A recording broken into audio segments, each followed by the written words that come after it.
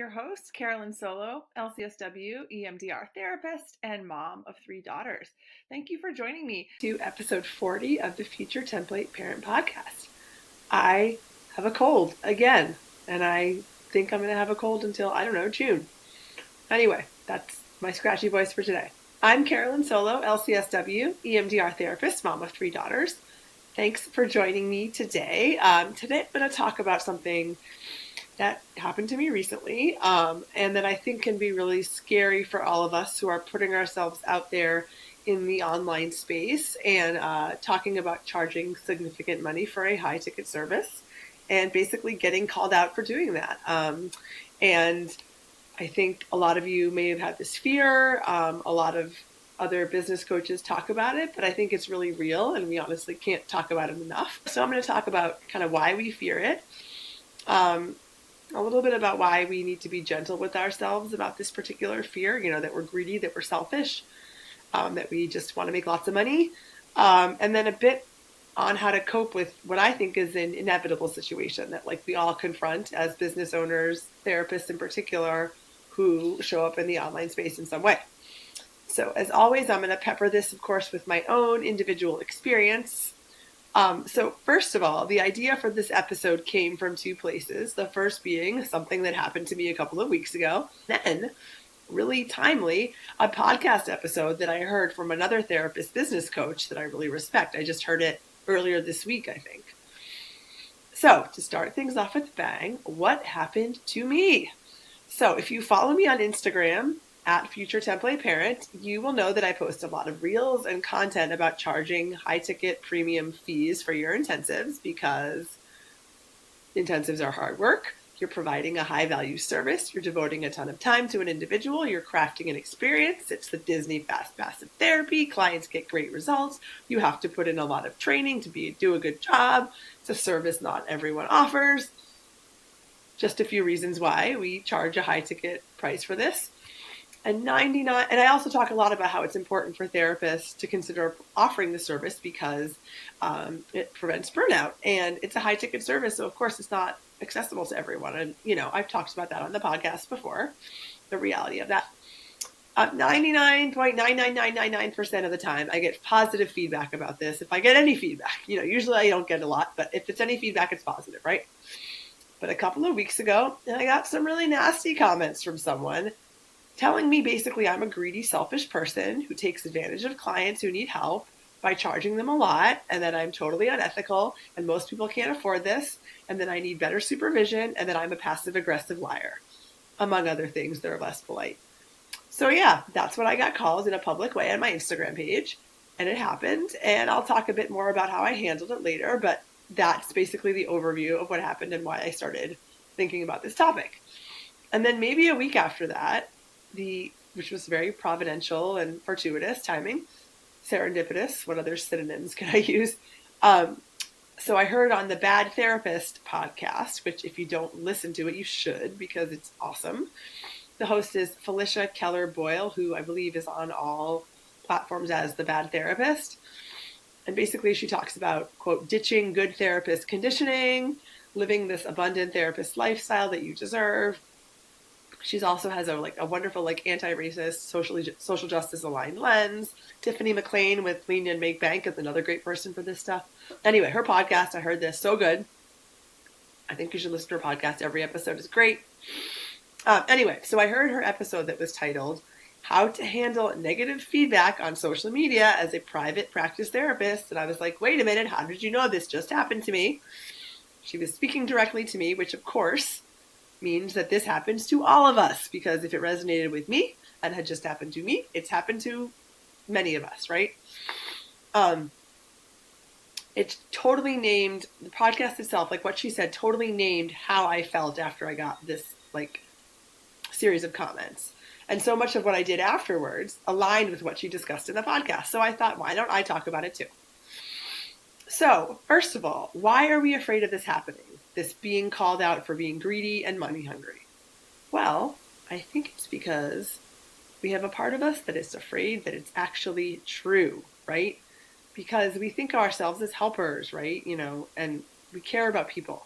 But what if there's a part of me that is charging high fees because we want money, money, money, and that's it. We just want to, wring dollars out of people, that we're money hungry, selfish little capitalists who just want to fleece people, want to trick them into spending money on something that isn't valuable, that our services aren't worth what we charge, that it's wrong to charge high fees for therapy.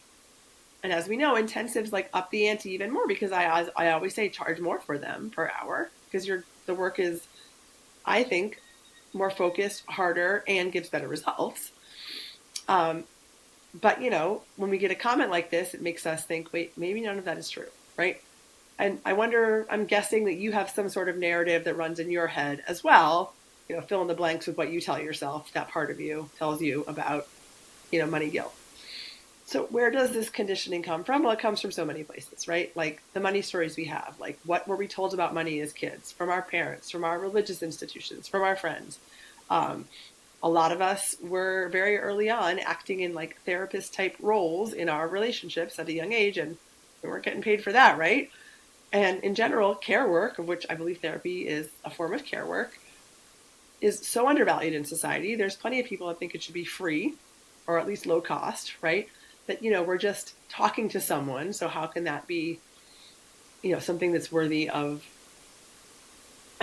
paying a high rate for, which, we don't believe it, but that's I think the messaging we get. Then there's that idea like maybe we're not just helping people. We're not actually helping people who actually, let me try that again. We're not helping the people who actually need help. We're helping the quote worried well, right? I don't know if you ever heard that term, but one of my social work professors would talk about the worried well in grad school. And it stuck with me for a while. And now I have been able to be like, that was your stuff, Mr. Professor, not mine. But yeah, that idea of the worried well, how dare we help people who are not incredibly, incredibly unwell? Just because we'll get money for it, right? So all these reasons, we might not feel worthy of having a lifestyle that looks different than other people who do similar work, whatever it is. So when someone says these kinds of things to us, this like you're selfish or greedy, that kind of stuff, maybe they say it on social media. Maybe they say it to us on a listserv. Maybe it's a potential client when they hear our fee. Maybe a friend or a family member or a colleague, like, ouch. It touches all of those tender places in us.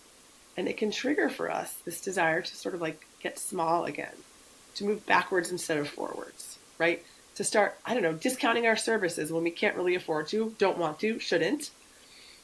And those decisions are being made in service to our shame, not in service to ourselves or to our clients, right?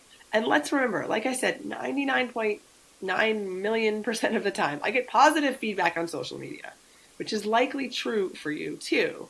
And yet, one comment like this and we're in a tailspin, right? Which is completely not in perspective with how much good we're actually doing, right? But it's such a good reminder of how hard shame hits us, how powerful shame is. It can completely derail us, even when there's just one voice amongst however many saying something intended to shame us, right? So that shame spiral, that fear that we are actually a terrible person underneath it all, that's what we're afraid of, right? That's what we fear in these comments. That's why we fear these comments, right? And maybe we also fear that all of our credibility will be lost. If someone says one mean thing about us on the internet, we'll be canceled forever. Like, unlikely. None of us matter that much. None of us are that well known. If you are, good job. But let's talk about why we need to give ourselves more credit for all the good we are doing instead of just falling into the, you're right, I'm a horrible, selfish, greedy, money-hungry, awful person trap, because that doesn't help anyone. What does help us is reminding ourselves of all the good we are doing and why that money is actually serving us, serving our communities, and serving lots of people. I think having that knowledge in your back pocket is really, really grounding and supportive and keeps you from going into that spiral. Do we do this, right? Why do we charge the fees that we charge? And why is that actually in alignment with our values as therapists?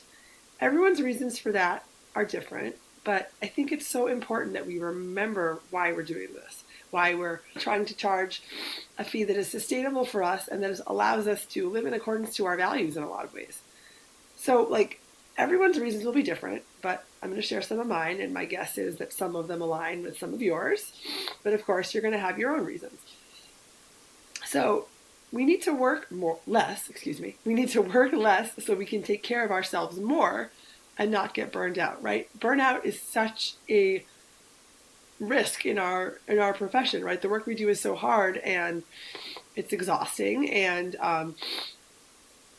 we're not being good therapists if we show up exhausted, burnt out, barely able to remember our client's name and what they told us in the last session, right? And we also need to be able to take care of the other people in our lives besides just ourselves, right? A lot of us, not all of us, but a lot of us in our field are female or identify as female, and that often means that we have a lot of other caregiving roles, whether that's family members or children or partners or pets or friends or whoever. We're taking care of others as well as ourselves, and we need bandwidth to give to those relationships as well. We need to take care of ourselves. We need to have the bandwidth, the time, the energy, the resources for actual self-care that hopefully is preventative and not just like, oh no, I'm on the verge of crashing and burning. I have to take a month off to recover, which I think I've described to you guys in previous episodes. I had to do that about 1.5 years ago, and it wasn't great, but I think I was pushing myself too hard. And we all need to be real about the fact that if we're not preventatively taking care of ourselves, we're at risk for burnout and crashing and burning. And guess what? That's terrible for our clients' care, right? If we push, all of a sudden we're like, sorry, I got to drop out for 6 weeks because I can't do it anymore. Like, that's not good client care either. We also don't want to resent our clients, right? If we're super, super burned out and we're not charging enough, and we know that, like, if we were charging more and maybe our clients could afford more, that we wouldn't be as burned out, it can make us resent them. And we don't want to have that in the relationship that we have with them. So really, good client care has to start with a non-burned out therapist. Like, how is it a good idea at all in terms of client care to see 40 clients a week at a low rate, right? Who is that actually serving? What kind of care is that providing? But I think that's the model that we're told is what we're supposed to be able to do and what we're supposed to be okay with. And so we can feel a lot of shame about doing anything other than that. And we can feel a lot of shame when maybe we're in that model. Maybe we worked in community mental health for a while and got to that place where we're like, I can't do this anymore. But we thought, what's wrong with me? This is what I'm told I'm supposed to do. There's nothing wrong with you. That is not an okay model of client care. Like, people are bringing to us their deepest, darkest, most vulnerable, hardest stuff. Don't they deserve the best version of us to show up for them? So that means we can't see 40 people a week, right? And we have financial obligations that are real, so we're going to have to do something about those fees if we're not seeing 40 people a week, right? So, I'm sure you all have financial obligations that are real and stressful. Student loans, our grad programs were not cheap, $100K for a couple of years. That's a lot, or more. Kids, family members you're caring for, cost of living, maybe you actually want to own a home someday. Wanting to be able to manage those bills and obligations successfully should not be something that we need to feel guilty about. And having the resources to pay for those things and then to not be distracted during our sessions with like financial worries, that all matters for the quality of care we provide. And then I always often remind myself, why is it that we are the health professionals who are targeted with these kinds of criticisms? As if we're like universally responsible for the catastrophe that is health insurance and healthcare in this country, right? These are structural systemic problems that, raising our fee is not going to really have an impact on. We don't go around asking dentists why their fees are so high and try to bargain them down, right? But everyone thinks that's okay to do with therapists, and that's something to think about. I think that, in the mental health field, there's a large percentage of people with marginalized identities who work in that field, right? People of color, people who identify as female, LGBTQIA+ individuals. A lot of the people in our field are first in their families to attend college or to attend graduate school. Isn't it just so interesting, being sarcastic, of course, that this is the field in which we tell people, you charge too much. You're not that important, right? We're devaluing the work that some of the more marginalized people with more marginalized identities do more of, right? Like, the medicine is not dominated or does not have a large percentage of people with marginalized identities. I hope that continues to increase, of course, but like, who are most of the doctors? White men. Nobody's asking them, why do you get paid so much? I think that has a lot to do with who makes up the different professions. Our profession has a large percentage of people who are, possess one or more marginalized identities, right? And so we're the ones where people are like, you're not that important. How dare you ask for money, right? And so a rising tide lifts all boats in our field. So if we charge higher fees, it's helping other people feel like they can charge higher fees. When we charge really low fees, we're sending the message that our service isn't important and nobody should charge a higher fee. I'm having to do a lot of stopping and starting on this podcast episode because of my coughing. Jeez, hopefully it won't sound too glitchy when it's all put together. I'm doing a lot of pausing and starting over here. So other things to take into account when you are kind of talking yourself up to why it's okay to charge the fees that you charge. I know that a lot of you care about things like donating to charities that matter to you, significant contributions to causes that are important to you, creating generational wealth for your family, which has massive ripple effects, providing for other family members. I know a lot of you are doing this with the money that you make that's beyond like your total subsistence level, or that you want to do that, right? And that is so important and has such huge impact. We can't do that if we're charging $40 an hour, right? For example, I know someone who has paid for college for two of her nieces in our field, someone who was in our field, because her parents couldn't afford it. She could do that because she charges a fee that allows her to do that. And she is first generation in her family to go to graduate school. So like, what an amazing thing she's sort of handing down to other generations of her family. Okay. And she possesses a couple of marginalized identities. Like, this is huge.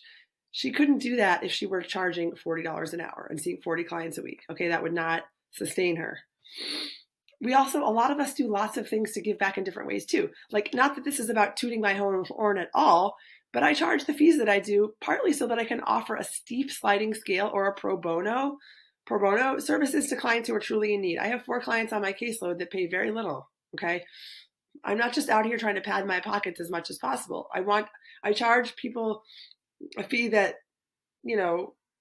might not be easy for them to pay, but is manageable if they choose to do so that I can pay my bills, feel secure financially, and then also provide services to people who would not be able to access them otherwise. Okay. And none of these are right or wrong. You're going to choose the ways that you give back or whatever you decide to do. But like, I just want you to know that I know that you're not a selfish person. Okay. I know that you're not greedy, that you're not just trying to get rich. Like, okay, making $200,000 a year, which is, really good for a private practice therapist, doable, but good. You're hardly Elon Musk. Okay. Like, and we get treated as if that's what we're doing, So I know you're doing things with this money that matter and that have impact for you, for your family, and for your clients. And it's so important to stay grounded in that, and not just sort of focus on the fear that we have that other people are going to say these awful things about us that aren't true.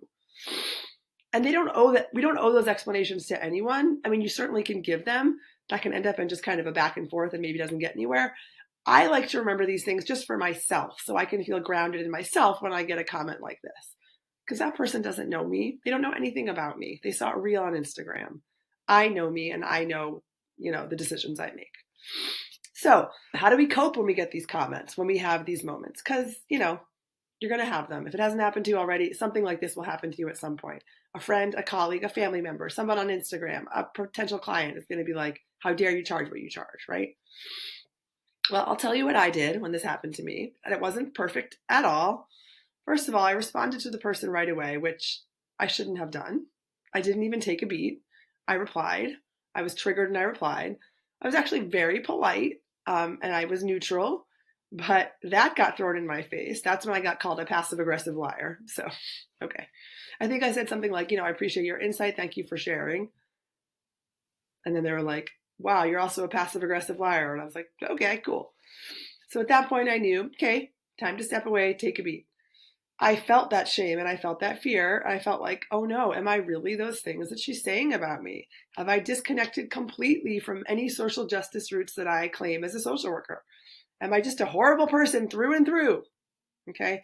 But then quickly I heard that other voice pop in that reminded me of all the reasons why I do what I do, why I charge what I charge, what I think is important about charging what I charge, all that stuff I was just talking through. All those reasons I was just enumerating for you about, why my fees actually do make sense. And part of me wanted to go full on diatribe and like prove to this person, you don't know me. This is not true about me.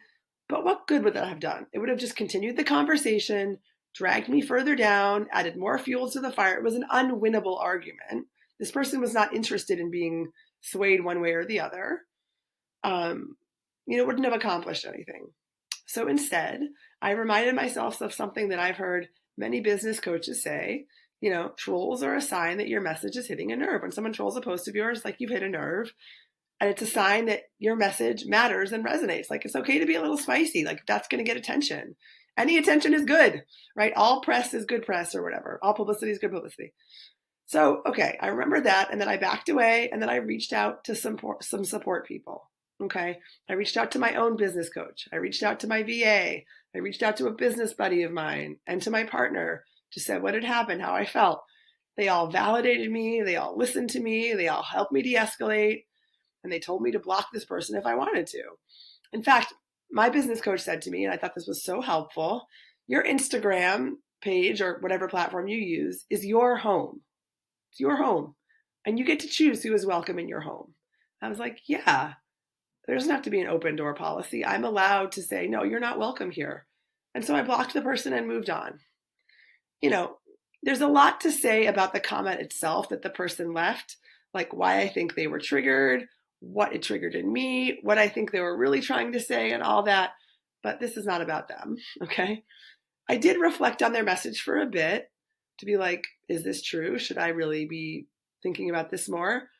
But, it's not reflective of reality. And this person doesn't know me outside of like this 15-second reel. There's no context. And as we all know, behind a screen, we all are so much more comfortable being cruel.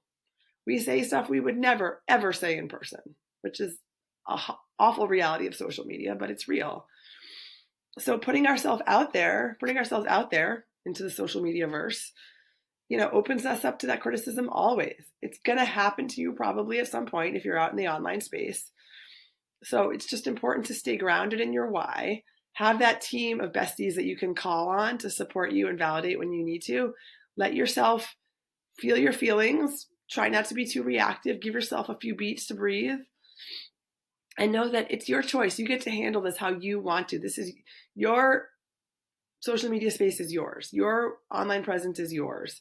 And you get to decide, who gets to be there and who doesn't.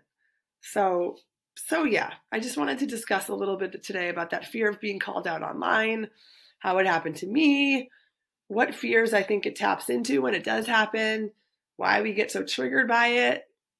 And, but like how we can stay grounded in our whys and the why we charge what we charge, why our whys are valid, and, kind of a little bit about ways to respond if this does happen to you, because it probably will. And if it does, it means you're doing something right on social media, I think. I'd love to know if you've experienced being called out and how you've handled it. You can let me know on Instagram at Future Template Parent. You can leave me a nasty comment and see what happens. I mean, you can, but basically I just told you what would happen. Also check out my website, www.futuretemplateparent.com, if you haven't already, to keep up to date on everything I'm doing.